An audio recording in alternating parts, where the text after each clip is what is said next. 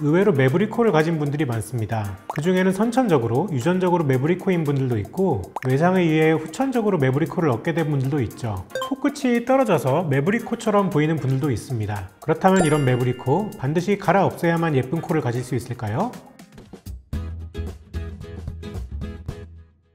안녕하세요. VN성형외과 전문의 오승일입니다. 이 매부리코는 단순히 튀어나온 부분을 깎거나 잘라낸다고 잘 해결되지가 않습니다. 콧대의 중간 부위, 코뼈와 코 연골로 연결되는 부위가 튀어나온 것을 매부리코라고 말하는데 대부분의 경우에 코끝 떨어짐이 동반되어 있어요. 코뼈에 튀어나온 부분은 라습이라는 도구로 갈아서 줄이게 되고 연골이 튀어나온 부분은 칼로 섬세하게 잘라낼 수 있습니다. 매부리가 심한 분들은 이 연골과 뼈 부위를 예리한 도구로 망치를 이용해서 한 번에 제거하는 방법도 있어요. 이렇게 매부리를 줄이고 코끝을 지지대에 세워서 높여주고 가장 중요한 콧등 꺼짐을 채워주는 게 제가 하는 매부리코의 일반적인 수술 과정이에요. 그리고 콧대를 약간 높이고 싶다거나 매부리를 좀 더 완벽하게 커버하기 위해서 콧대의 연골을 살짝 추가적으로 이식해서 수술의 완성도를 높일 수 있죠.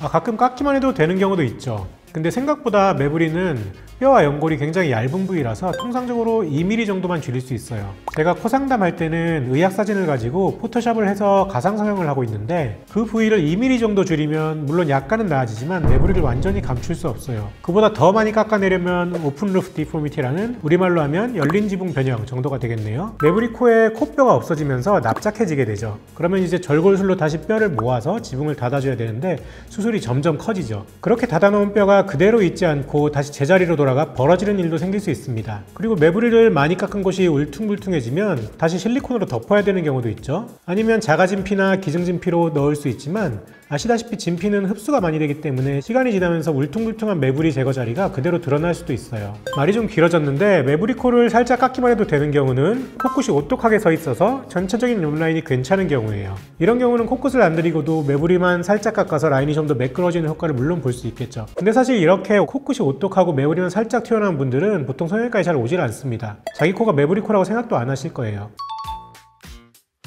매부리코에서 그것을 깎는 것보다 더 중요한 비중을 차지하는 부분이 코끝 올리기입니다. 이것만으로도 매부리는 70% 정도를 개선할 수 있죠. 면봉이나 손가락으로 코끝을 올려보면 매부리가 많이 감춰지는 걸 볼 수 있을 거예요. 코끝을 올리면 콧등이 꺼지게 될 텐데 이 부분을 살짝 채운다고 가정하고 라인이 괜찮은 것 같으면 매부리를 그냥 둬도 됩니다. 근데 보통은 안전한 범위 내에서 좀 깎아주는 게 좀 더 라인이 예쁘게 나오죠. 뼈를 깎는다는 것 자체를 되게 무서워하는 분들이 있습니다. 그런 분들도 그냥 매부리를 두고 코끝과 콧등을 올려서 수술할 수 있고요. 그리고 요즘 들어 콧등에 굴곡을 조금 유지해달라는 분들도 있어요. 너무 매끈한 코 라인은 아무래도 수술한 티가 좀 날 수 있고요. 적당한 콧대의 굴곡은 그 자체로 자연스러운 개성을 드러낼 수도 있습니다. 그런 분들도 원한다면 매부리 부위는 그대로 두고 수술을 진행할 수 있습니다.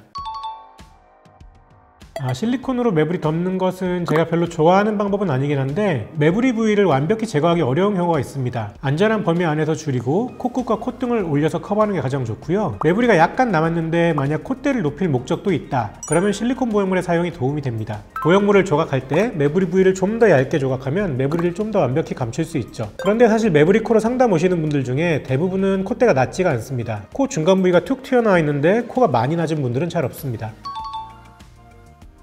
제 생각에 웬만하면 실리콘을 안 넣는 게 좋습니다. 실리콘을 쓰는 것은 두 가지의 장점이 있습니다. 하나는 콧대를 높일 수 있다는 거고 다른 하나는 수술이 좀 더 간편해진다는 점입니다. 매부리를 과감하게 제거하고 콧뼈가 좀 울퉁불퉁해지더라도 실리콘으로 커버할 수가 있습니다. 울퉁불퉁한 게 시술하시는 원장님의 스킬에 따라 좀 다른 거예요?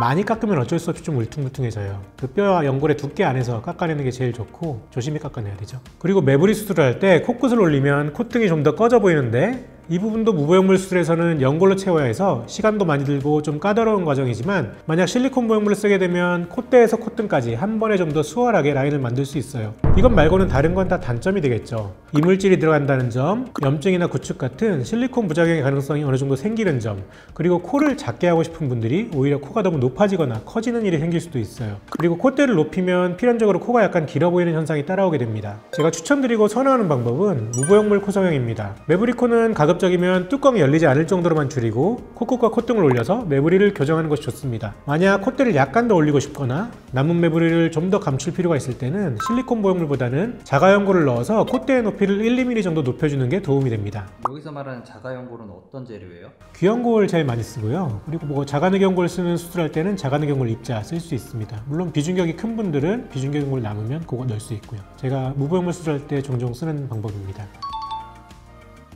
사실 제 생각에는 매부리가 잘하는 일은 잘 없는 것 같아요. 두 가지 정도 이유가 있겠죠. 붓기가 빠지면서 남아있던 매부리가 약간 드러나게 되는 것, 아니면 이제 높여놓은 코끝이 약간 떨어지면서 전체적인 라인이 약간 매부리 느낌으로 다시 돌아가게 될 수도 있습니다. 코끝을 잘 세워놓으면 되는 건가요?